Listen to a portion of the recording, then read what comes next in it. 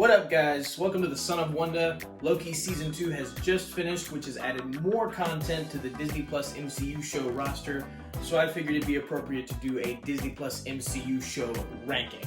So let's conversationalize. Alright, guys, so when it comes to the Disney Plus MCU shows, you kind of run the spectrum of like good, bad, and mediocre, and terrible. So they're a very interesting lot to rank. I would say most of them, or at least a good half of them, are mediocre or just plain bad. In fact, the bottom four on this list, I think, are all atrocious, to be quite honest. They have not figured out the formula yet, so MCU shows in general, I don't think are a high bar at all when you're comparing them to like other things, like the Daredevil show, for instance. But in the context of just MCU Disney Plus shows, let's see which ones come out on top. Coming in at number 9 is the Marvel's What If series, animated series. The first season is canon to the MCU multiverse, whatever that means. So I'm counting it as one of the Disney Plus shows, and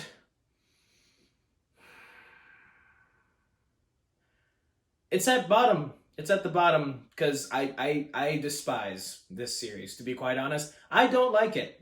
I don't like it at all. No, not good. Not good at all. I don't like it because I feel like of all the Disney Plus shows, and we'll get to the ones that are also almost just as bad as this show, the thing that makes this show the absolute worst for me is not only is the story nonsensical and the actual what if situations just horribly chosen, even the voice acting could use some work here. Like, I'm not kidding. The first episode of this series, like the Captain Carter episode, the Captain Peggy Carter episode, that is like one of the worst things I've ever seen in like anything. It was awful. And it was awful because, again, like I said, not only did I feel like it wasn't very good voice acting, I also felt like the story and just the things that these people, whoever was doing this show, the plot stuff from the actual MCU, the details that they were forgetting were so obvious to me that it just made this show completely, like, almost completely unwatchable. Added to that, like, you have such potential with a what if series. What if Odin didn't banish Thor? What if Thanos didn't snap in Endgame? Like, what if Thor aimed for the head? Those are like cool situations. What do they choose? They choose, and assume spoilers for every Disney Plus show, but they choose Thor being a party boy and coming to Earth, and Loki staying a frost giant, and they choose zombies. What the heck is that? It's just like the weirdest possible things you could choose in the context of a what if. Like, what if this different choice was made, and they choose like the worst decisions. And like, again, like I said, plot holes are completely just abhorrent. Like, you have stuff like Steve Rogers being able to fly in an Ironmonger suit, and apparently the writers who wrote the show forgot that Steve Rogers was an asthmatic in the MCU. And I know people have said like, oh, well, it's a what if series, so it's going to be weird and different and stuff. That's not the issue. The issue is when you have established things in this universe that you've come to know for like 10 years, established details, and you just forget them and like do stuff that completely contradicts those details without even explaining why or how, that's an issue. Especially when they're doing it to portray certain characters like Captain Carter as like being more powerful than Captain America just because. Like, no particular reason, just because. And in the end, like I think the only good idea in here was like Ultron winning and taking all the Infinity Stones, which even the way he does that is completely absurd.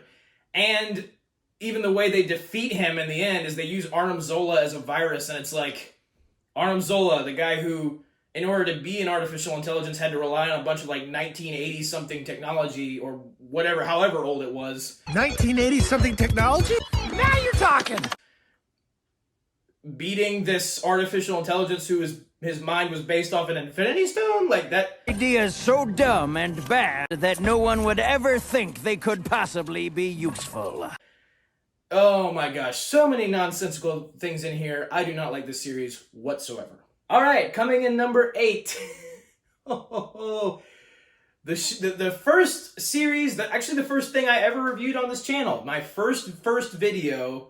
I have nothing in the background. It's close camera. She-Hulk episode 1 spoiler review. And wow, this being the first thing I ever reviewed, I am not proud of. It just kind of happened when I was starting the channel. It was the thing coming on at the time, so I was like, hey, let's review it. And yeah, I reviewed it all right, and I did not like it. This is, I would say, the show that most other people would have at the bottom of their Disney Plus MCU rankings. I think the only thing that squeaks this one out above What If for me is that I think the acting is actually better in this show than the voice acting in What If.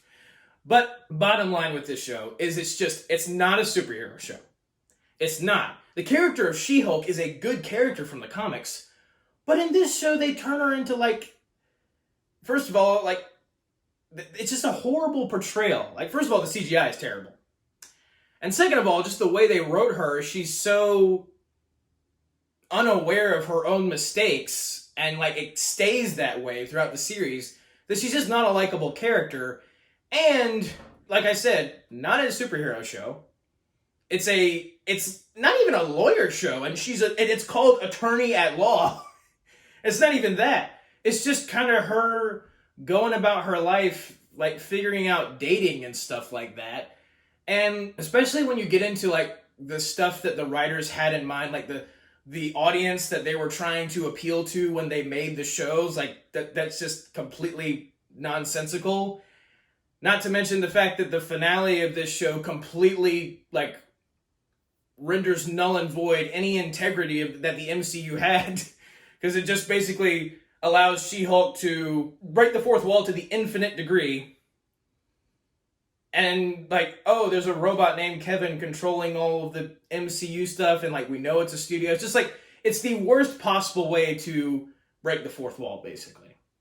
And then, you know, obviously you have Daredevil in this series, which they waited to the second to last episode to put in there because they knew that people would probably tune out before then if Daredevil wasn't in it. And so, yeah, it's just a bunch of boring situations. It's her looking for clothes and trying to, like, stop a lawsuit that was put against her for having the same, like, for, like, her name. It's just, like, her superhero name. It's just, like... Nobody cares! Nobody cares! Also, she's so horrible to Professor Hulk, who shouldn't even be Professor Hulk at this point in the MCU. And, like, once again, the potential of this character was really high, but the show ended up being so not. Next up, at number 7, we have one of the newest Disney Plus series, I guess the newest new series, if you don't count Loki Season 2 as a new series, Secret Invasion. I also reviewed Secret Invasion. I also did not like it. I was seriously considering tying Secret Invasion, She-Hulk, and What If, like having a 3-way tie for the worst possible Marvel show ever.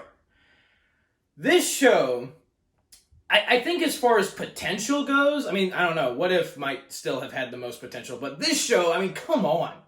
If you know anything about the Secret Invasion storyline from the comic books, it is awesome. It is cool. And once again, I will say, it is captured brilliantly in the cartoon Avengers Earth's Mightiest Heroes. Please check that out. It's on Disney Plus. It's awesome. Watch that show. Don't watch this one. This one is just like, again, as if She-Hulk wasn't bad enough. As if She-Hulk did not, like, basically kill the MCU with its finale. We have this show, which is supposed to, it follows Nick Fury, who has been the mainstay in the guy, other than Tony Stark in the MCU, since Iron Man. Since the post-credit scene of Iron Man. Like, he's been the center, like, of so many things in the MCU. He's, like, found all the heroes. He banded the Avengers together. And somehow, they managed to take away the awesome nature of his character in this series. Because, first of all, he's just washed up all the time. And I could understand that if they gave him a proper reason to be. Like, yes, I get it. The blip happened. The snap happened. It was horrible. But that's not good enough for this bad butt guy Nick Fury, who has handled loss before, and yet now he's all washed up and depressed, and he's like, oh, I can't do anything, and like, also how the show just completely contradicts itself. Like, the finale of this show has got to be possibly there's another show I'll get to later that has a contender, but has got to be possibly the worst finale. I mean, She-Hulk, again, there are lots of contenders, but this finale literally just destroys everything about, like, the MCU going forward. Gaia is given the superpowers of every character and creature in the MCU, like, almost ever.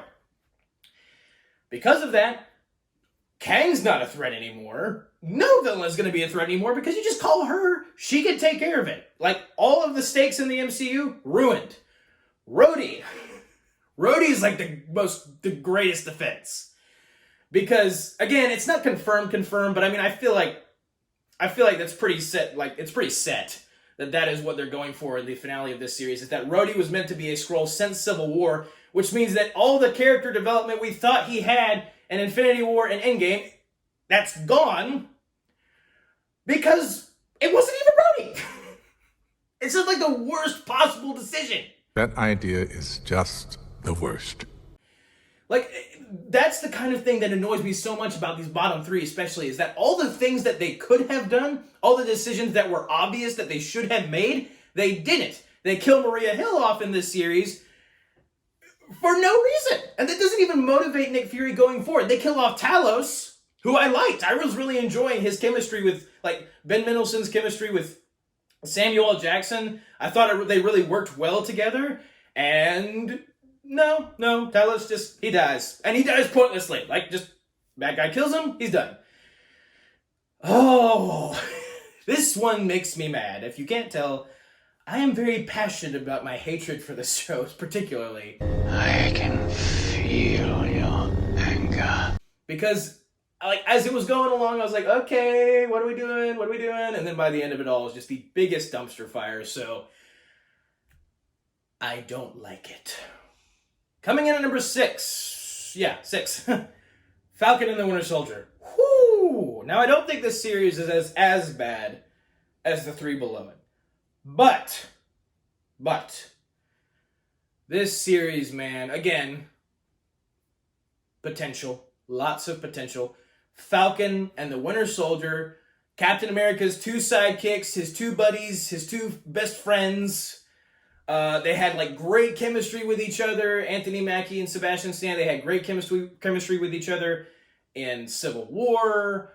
It was perfectly set up. This show was perfectly set up to be awesome. And they just first of all, they added too many politics in here. That's just the bottom line. They went way too political with this show. And that I feel like the shows below this also have the same issue. Second of all, the villain of this series, they try at every turn. They try to make you, like, feel sorry for the I think Carly Morgenthau is the villain's name, like the head of the Flag Smashers, the leader of the Flag Smashers. At every turn, they're like, oh, feel sorry for this character. She's such a sympathetic character. Oh, look at all she's been through. She's perfectly justified in killing all these people. And by the end of it, they legitimately treat her like she's a fallen hero. You're not just wrong, you're stupid. And it's just the most blatant, like, what are you doing? She is the definition of a terrorist, and yet Falcon's like, don't call her a terrorist. It's like, what? What? Yes, that's what killing you means. Obvious stuff like that. Added to that, they set up, like, a really cool story with Bucky. And then once they get to the resolve of that story, it's just, like, rushed through really quick. He's like, oh, sorry, dude, I killed your son back when I was the Winter Soldier. I feel bad about it. Bye. That's what it feels like. It's like they had this really good setup, and then nothing. And it's almost as if, like, the show doesn't even respect the fact that, you know, Captain America, he handed the shield to Falcon at the end of Endgame, and it was such a big and powerful moment, and Falcon was like, yeah, I got it, I'll do my best, and we were all excited. And then the whole show is about passing the shield to Falcon, and like we already did that.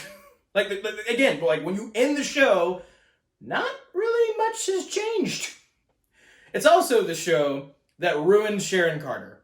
They basically Last Jedi'd Sharon Carter. They Jake Skywalkered her because in Captain America Winter Soldier and in Captain America Civil War, she is a very nice and kick butt ally of Cap. She's like, her loyalty is to Cap at the end of the day. She's his friend. And you love her character because of, like, again, she's a loyal friend and she's proved that. In this show, they just completely flipped that, and now she's jaded and just talking about how helping you guys cost me my life, basically, and she's giving them a mess about that. And then, to cap it all off, she's basically the villain of everything. She's the power broker. She's the one who caused all this bad stuff to happen in the show in the first place. So not only did she become basically Jake Skywalker jaded throughout, like, in the gap between Civil War and this show, she also became a supervillain. And it's just like, they don't do anything to, like, make that make sense. It's like, okay, sure, she had to be on the run. But so did Cap, so did Black Widow, so did Falcon, so did the Winter Soldier. They all had to be on the run. Like, it makes the least amount of sense for her to become the bad guy throughout all of this, because she was like the most stable and nicest one. So just stuff like that, completely nonsensical, and therefore nullifies any integrity that this show had in the first place. All right, number 5. This is where we get into the territory that I don't believe is atrocious, and that is Miss Marvel. Now, I do think this series is very mediocre, very middling. It is not anything special. It is very middle of the road, but when you have 4 Disney Plus shows below this that I think are terrible, middle of the road actually sounds pretty good. And so I actually watched this series for this video. I hadn't seen it when it came out. Just, I watched all of it at one time, and I gotta be honest, I didn't think it was terrible. It was not like it was kind of like a not as good version of Spider-Man Homecoming. It is way more of a high school show and like a day in the life of the teenager or whatever than it is a superhero show. And so because of that, honestly, a few moments, it was kind of tough to get through because I found it kind of boring. Like, I think this would have made a better movie than it did a show, because as a show, they're like stretching everything out, and it takes way longer to get to the actual superhero stuff. So I think as a movie, it could have been a lot more compact and a lot more effective of an origin story. At the same time, I think Iman Vellani, the main actress who plays Miss Marvel / Kamala Khan, I think she does a really good job. She has like the innocence of like she's 16, but she's got the innocence, like a childlike innocence, and I really enjoy that. She's a very likable character, very fun, and she's a very good actress. She's very natural. I don't feel like she's having to try too hard. I think it just comes very naturally for her. So I enjoyed her performance. And I think she elevated this series quite a bit. And, I mean, the reason I didn't even watch this series in the first place was because I have no investment in this specific version, this character of Miss Marvel. Like, I don't care about this character from the comics. No interest whatsoever. I like the old Miss Marvel, the one that was Carol Danvers, but not really the new one. So there wasn't really much this show could do to hurt my opinion of the character any more than I already was like, meh. So it could only go up from there, and I think that this is probably my favorite iteration of the character just because of Iman Vellani's performance. Again, it's not really a superhero show. It's a half high school something or other, and then half superhero show, and maybe probably even more high school. But it's I don't think it ever it doesn't really do anything to hurt the MCU. It's harmless. And I think because of that, it's watchable, but it's never a story that I'm going to go back to, and it's never anything that I probably won't really remember this one all that much, just because it's, again, like I said, very middle of the road. There's nothing really that stands out other than Iman Vellani's performance. So, okay, but not spectacular.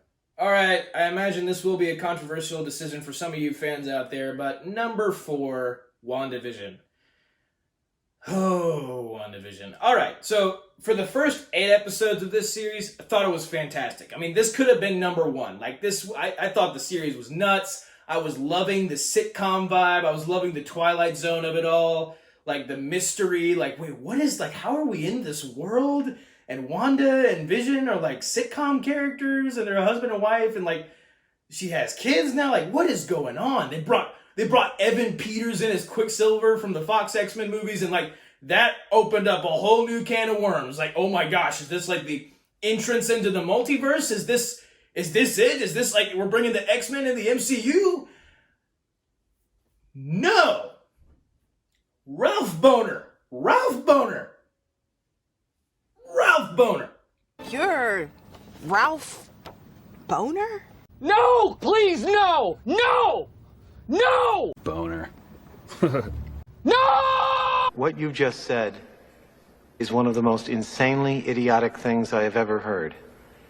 Everyone in this room is now dumber for having listened to it. I award you no points, and may God have mercy on your soul.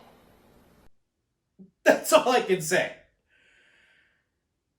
He's not Quicksilver at all. He's just a random guy named Ralph Boner. No! Why would you do that? And I will phone you. I will make all the pain. Lots of pain. Why would you do that? This was the one I was talking about. The finale? This was the one. The one that I was like, this is contender for the worst. Because I don't think a single episode, a single finale, has ever hurt a show more than it hurts WandaVision. You have, like, set up, like, it is nuts what you could do in the finale with just the first 8 episodes. Like, it was like, we're finding out more of the secrets, we're finding out more of the resolve of the mysteries and stuff. Like, it connects to Wanda's past, and she had some kind of connection to the Mind Stone already, and it kind of more like brought her magic out of her instead of causing it. Like, she already had magic inside of her. All this stuff. And at the end, Ralph Boner. Agatha, her motivation is she wants power. Like any other bad guy in fictional history ever. Hayward, like special evil sword agent, he wanted credit for taking down Wanda.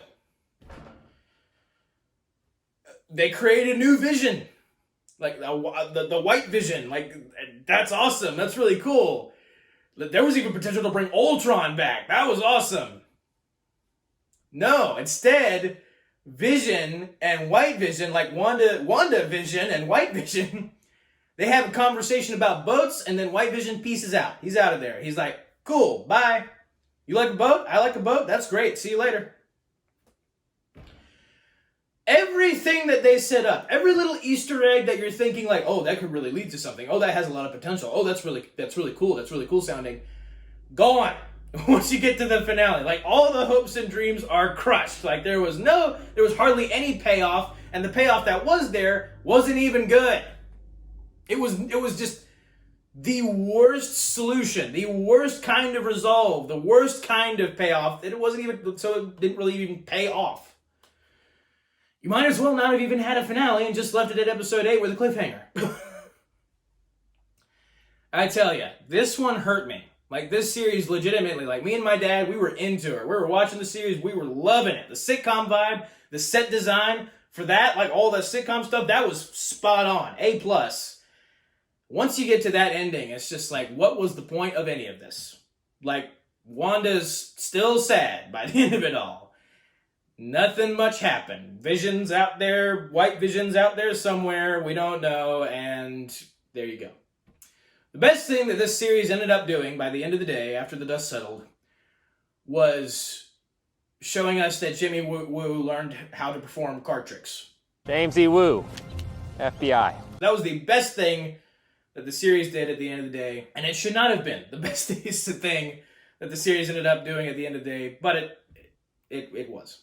All right, coming in third place, Hawkeye. Now, before I start talking about that, I would like to be clear. WandaVision, the reason it was above all the other ones, even though I crapped on the finale hard, is because the 8 episodes were really good and they were all better than the ones below it. But Hawkeye, I think, all around is a better series because it has a better finale than WandaVision.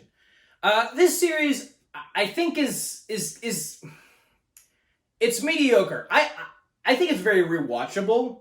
It is very watchable in general. Like, you can have a lot of fun with Clint Barton and Kate Bishop, like their banter back and forth. I think Haley Steinfeld and Jeremy Renner have good chemistry with each other as like partners, superhero partners and stuff. So seeing them, fight the bad guys, that's fun. I like the fact that it's based in New York, like back to the birthplace of Marvel, like back to where it all started, back to where like that New York for me is basically the main place that Marvel should be concentrated in.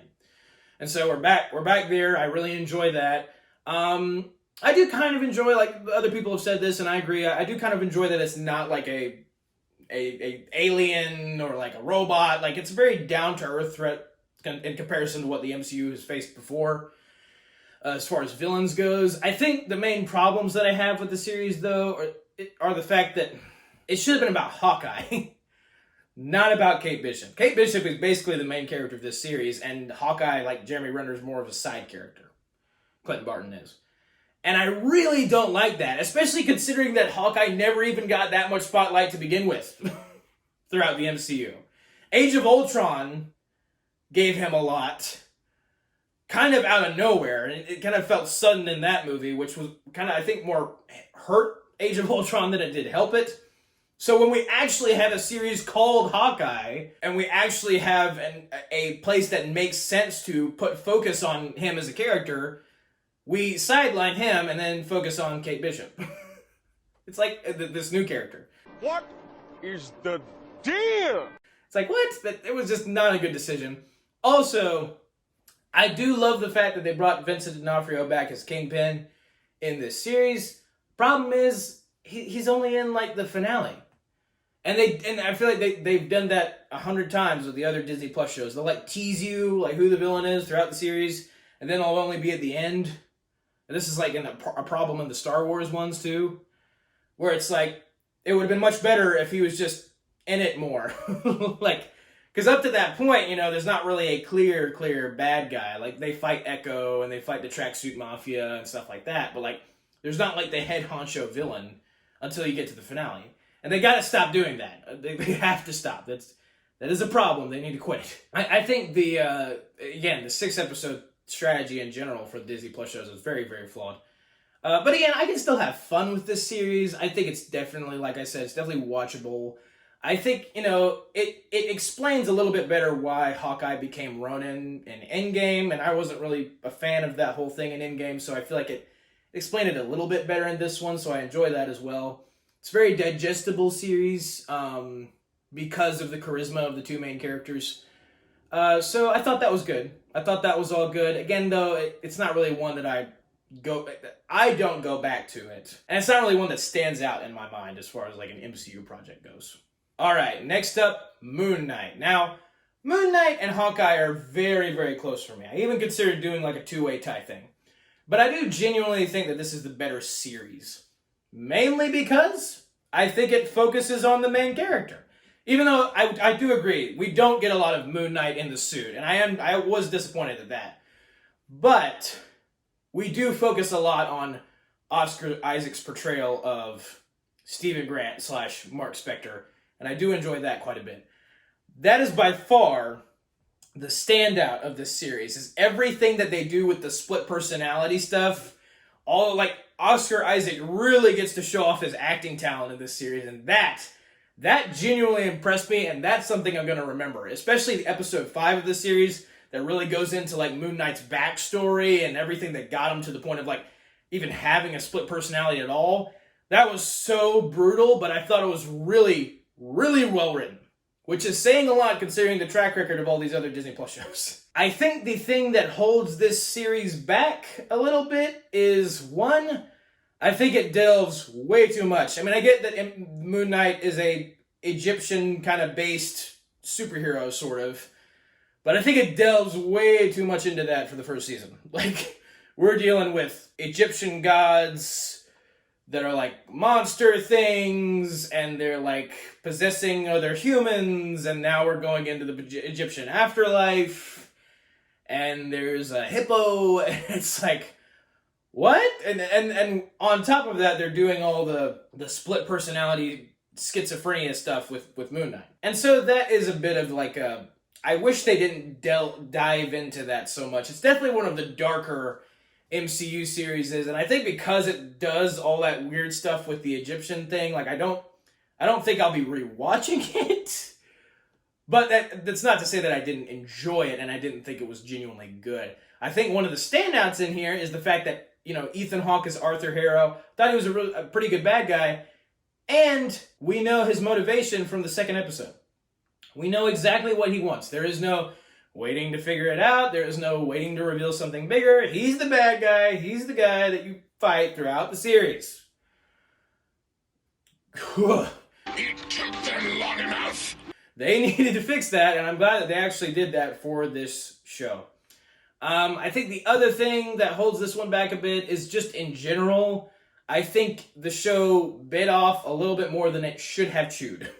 And what I mean by that is, it kind of goes, it falls in line with my other criticism of the Egyptian stuff, is like, we're dealing with the exploration of the split personality thing and Moon Knight as a character and all this stuff, but we've also got his wife. We also got the Egyptian god stuff and like the history between them, and we have the afterlife, and we have like Arthur Harrow's history, and like in the finale, it's just like so much stuff, like just craziness going on, and it's only the first season, and it's like, this is our introduction to the character of Moon Knight. I would have appreciated a much more like low, kind of like Hawkeye a little bit, in the sense like a much more down-to-earth kind of stakes, where Moon Knight is much more street level than like fighting the avatar of an evil Egyptian god. And the evil Egyptian god is like also fighting the avatar of like the god that Moon Knight is supposed to be the avatar of. Like, oh wow, that's weird, and it's a lot.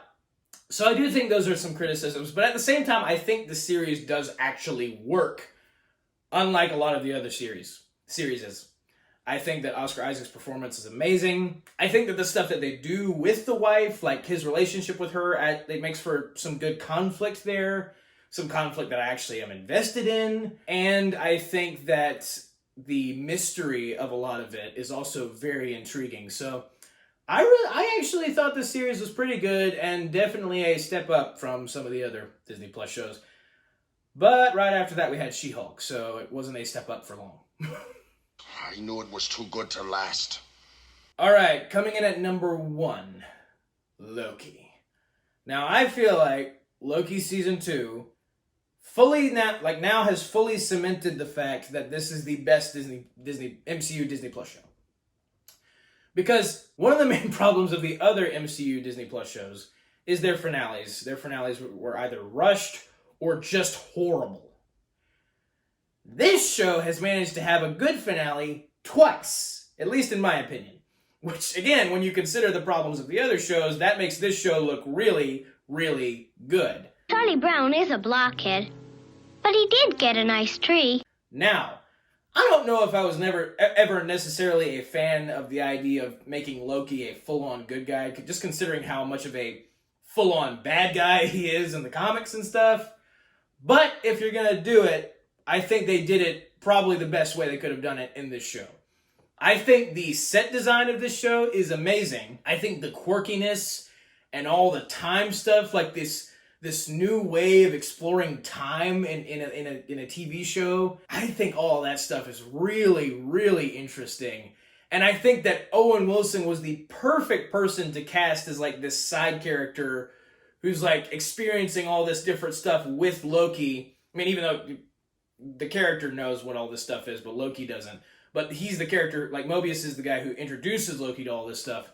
And I think that Owen Wilson and Tom Hiddleston just have really good chemistry with each other. And, you know, because that lasts throughout the series, I think their relationship works really, really well.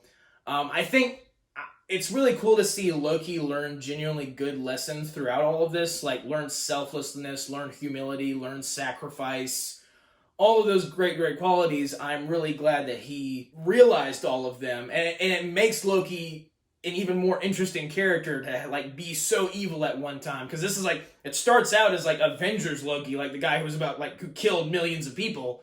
Then by the end of it, he's like saving everybody. So definitely a transition there. But I also think that the show, it is a service in this one rather than a disservice to not exactly, at least for the first season, to not exactly introduce the villain until the end, because that's part of the mystery. That's part of the thing that you don't know. It's like an infinitely better version of what WandaVision ended up doing, because it gave us like the Timekeepers, who were like these really weird and not great bad guys. They were like weird robots. And then we find out that they're fake robots, and we have He Who Remains, and it gives us a whole new perspective on the MCU of like, oh, it was this guy who did this and did this and did this with the timeline and stuff, and if you destroy him, Kangs upon Kangs end up coming. So I just think all of those ideas are really cool. And also spoilers for the second season of Loki, but by the end of it all, Loki basically becomes the center of the MCU completely, or even like the MCU multiverse. Like, he is the guy who finally fulfills his glorious purpose and basically gets everything that he wanted, but he does it in a way that is full of humility and sacrifice rather than arrogance and like dictatorship. Like, he gets what he wants only after he's learned the lessons that he needs to. I think that's a really good story, and I think it's very interesting to use Loki as that character to do it. I also just think that all this the time stuff is just a really fun ride. The stuff that they do, even if some of it is a little arbitrary and there's a lot of plot holes and some of it just doesn't make sense, period, I think it's a fun ride. It is a fun trip to be on as you're like finding out all these like time slipping introduced in season 2. Like, what is this? Like, how does that work? Like, it allows for a lot of different and exciting situations for them to go to like different eras and see different parts of time, have adventures in each of them. I think it's a MCU series that is by far the one that's like, that is fleshed out the best. Like, what they focus on is decided on a lot better in this series, was decided on a lot better in the series. And like the time that is taken with each plot line, I think it's much cleaner than the other MCU series. So, because of that, I think that this is the best by far in comparison to the others. I think this is the best MCU Disney Plus series. But that is the end of my ranking. Let me know what your ranking is down in the comments below. Don't forget to hit the subscribe button and hit the like button. I hope the Disney Plus MCU series can get better from here. I hope they can take a cue from Loki's book, take a bit of some cues from Moon Knight's book, maybe even a little bit of the good stuff from Hawkeye, and like combine all of that to make some great stuff later down the line. I really hope Marvel's getting their mess together at this point, because wow. But Loki was good. I thought Moon Knight was pretty decent, so I'm at least happy about that. So thank you guys for watching. Have a very blessed day. May the Lord be with you. May the Force be with you. Goodbye. And that's a wrap. One of the main problems of the other Disney... I can't talk.